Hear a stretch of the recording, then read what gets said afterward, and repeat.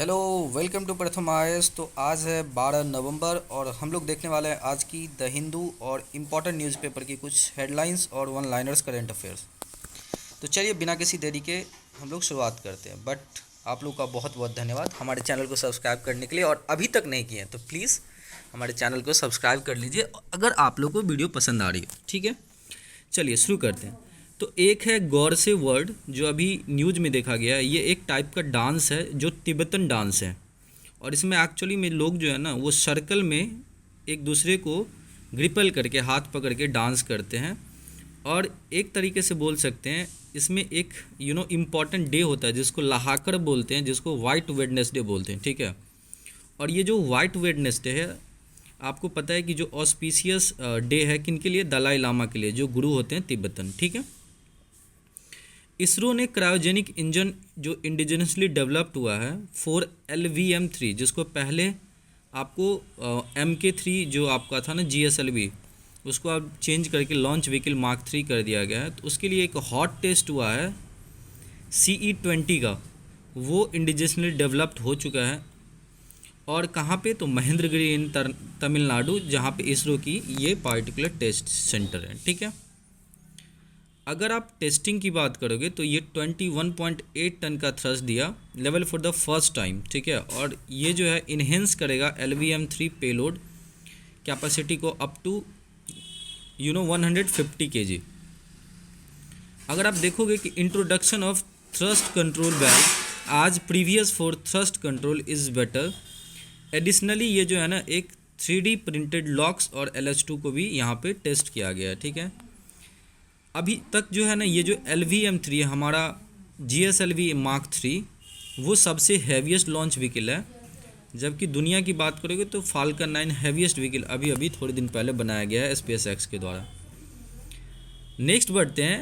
As per the RBI, India's top 5 most indebted state, मतलब उधार वाला जिसके पास, पंजाब है, राजस्थान, बिहार, बंगाल एंड केरला है। रिसेंटली ऐसा देखा गया है कि जो ये LVM-3 है, इन्होंने कुछ दिन पहले 36 सैटेलाइट को वन वेव की, उसको डायरेक्ट जो है ना स्पेस में पहुंचाया था। और ये इसरो का कहना है कि ये एक कैटलिस्ट बनेंगे इसरो के लिए। ठीक है, इसरो चीफ का कहना है। 2023 तक उम्मीद की जा रही कि सेकंड कमर्शियल फ्लाइट मिल जाएगा, क्योंकि वन वेव इसकी फर्स्ट कमर्शियल फ्लाइट थी। याद रखिएगा, एक हुबली ईदगाह मैदान है जो टीपू सुल्तान के बर्थ प्लेस से रिलेटेड है, ये कर्नाटका में।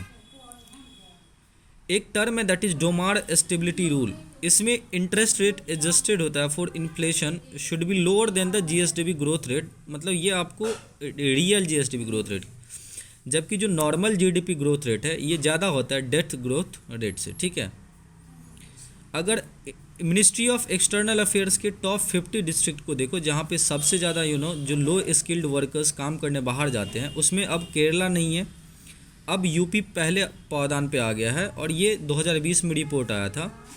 उसके बाद आपको बिहार की नंबर आती है जो सबसे ज़्यादा एक तरीके से लो स्किल्ड वर्कर को भेजते हैं। ठीक है, अगर आपसे बात करोगे कि इसमें लो स्किल्ड वर्कर आज पर दिस रिपोर्ट क्या है, तो जो आदमी जिनको इमिग्रेशन चेक रिक्वायरमेंट की ज़रूरत होती है, स्टाम्प लग जाता है उनके पासपोर्ट पे, और वो 10वीं तक पढ़ाई नहीं किए होते, तो उसे एक तरीके से आप यहाँ पे जो है ना लो स्किल्ड माइग्रेट मार सकते हो। अगर कोई आदमी जो सर्टिफिकेट स्किल्ड उनको मिल गया लेकिन वो 10th पास कर चुके हैं तो इसके अंतर्गत नहीं आएंगे। RBI के डेटा के हिसाब से 2019 में सबसे ज़्यादा सऊदी अरबिया गए थे भारत से लोग, और सबसे ज़्यादा रेमिटेंस केरल में अभी भी है। बिहार में 1.42% रेमिटेंस आता है टोटल इंडिया का। रेमिटेंस क्या होता है? जब कोई आदमी बाहर कमाने के लिए माइग्रेंट बन के जाते हैं और फिर अपने देश में जो पैसा भेजते हैं उसे हम रेमिटेंस बोलते हैं।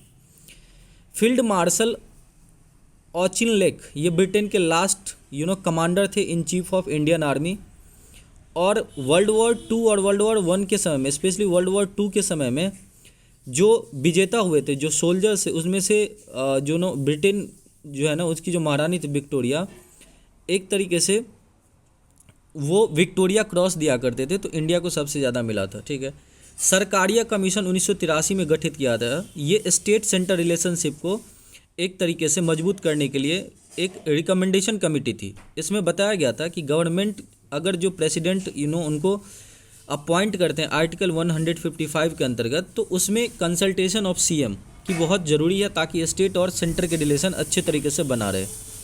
अभी आपको पता है कि जितने नॉन रूलिंग गवर्नमेंट स्पॉन्सर्ड जो अभी स्टेट हैं, एक तरीके से जो नॉन बीजेपी स्टेट है, वहाँ पे बहुत टसल चल रही है सीएम और एक तरीके से बोल सकते हैं गवर्नर के बीच में। एक टर्म यहाँ पे एक और कमेटी है, द राजा मन्नार कमेटी। ये तमिलनाडु से एक तरीके से संबंध रखते हैं। 1969 में इसको बनाया गया था। आर्टिकल 356 जो है ना, ये failure of the constitutional machinery in state से रिलेटेड है। न्यूज़ में है कि रसिया ने खेरसोन ओब्लास्ट से जो है ना अपनी आर्मी को बुला ली है। तो ये जो खेरसोन ओब्लास्ट है यूक्रेन का एक रीजन है जो नॉर्थ ऑफ ब्लैक सी, मतलब जो ब्लैक सी की नॉर्दर्न बॉर्डर है वहाँ पे है, और north west of the Dnipro river है। तो याद रखिएगा, दिनप्रो रिवर यूक्रेन में एक रिवर है। और ये जो खेरसोन प्रोविंस है ये शेयर करता है border with the Donetsk, Crimea और ब्लैक सी। आपको पता होगा 2014 में रसिया ने क्रीमिया को भी हथिया लिया था। मरियापुल एक पोर्ट सिटी है जो सी ऑफ अजोव के किनारे है, ठीक है। शहीद ड्रोन टर्की, ठीक है। उसके बाद चिप्स एक्ट यूएसए का आया है, ठीक है। आर्मिस्टिक डे नवंबर 11 को मार्क किया जाता है। ये वर्ल्ड वॉर 1 का एंडिंग डे है और 1918 में इसको एंड हुई थी आर्मिस्टिक डे।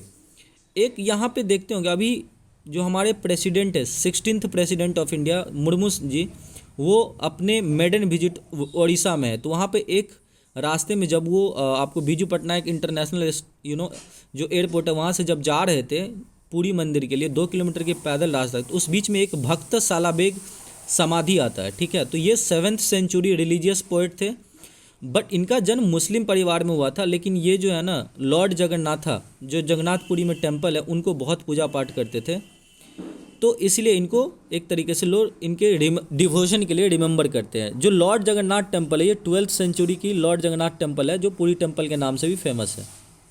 G20 2022 बाली में 14 से 16 नवंबर के लिए होगा। प्रधानमंत्री निकल चुके हैं और इस पे हम सेपरेट वीडियो लाने वाले हैं। 19th और 19th इंडिया आसियान समिट और 17th East India summit, East Asia summit, ये जो है ना नवंबर 12 और नवंबर 13 को होने वाला है। और इंडियन डेलीगेशन को यहाँ पे लीड कर रहे हैं वाइस प्रेसिडेंट जगदीप धनखड़ जी, ठीक है। और होगा कहाँ पे ये, तो फेनोम पेन में।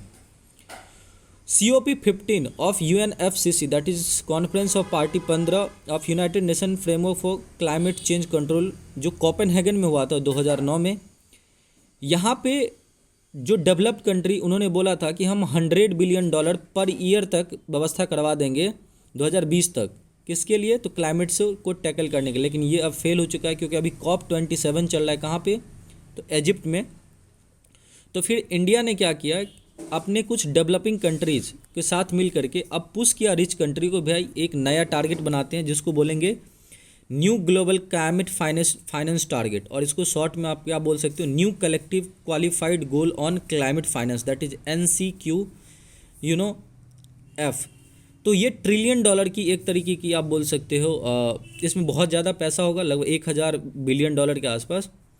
9th US India economic and financial partnership Delhi में हो रहा है और फाइनेंस मिनिस्टर हमारे निर्मला सीतारमण जी अपने काउंटर पार्ट जो है US में उनके साथ मीटिंग कर रहे हैं।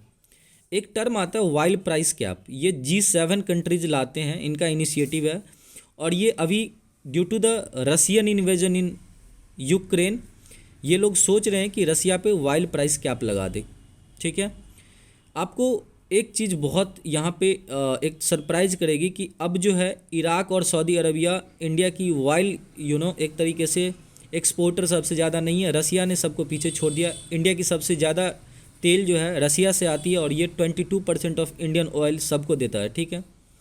एक टर्म वीज़ा की है that is L category visa, ये US की है और ये बेसिकली टेक्नोलॉजी और जो मैनेजमेंट में जो प्रोफेशनल होते हैं उनको US जो है ना वर्क करने के लिए देता है। Indo Pacific economic forum that is IPEF 2022 में गठित की गई थी। क्वाड के एक तरीके से इसमें मेंबर थे, साथ साथ कुछ आसियान्स कंट्रीज भी थे। बट इंडिया जो है ना इस मेंबर के तो पार्ट हुए लेकिन जो ट्रेड डिस्कशन है उससे दूर हो गए। तो आज का ये द हिंदू और कुछ इंपॉर्टेंट न्यूज़पेपर की ये हेडलाइंस है। उम्मीद करते हैं कि आपको काम में आ रहा होगा, ठीक है। अगर अच्छा लग रहा है तो प्लीज़ हमारे वीडियो को सब्सक्राइब कीजिए और हमारे चैनल को लोगों को रिकमेंड कीजिए। Thank you so much for watching this video.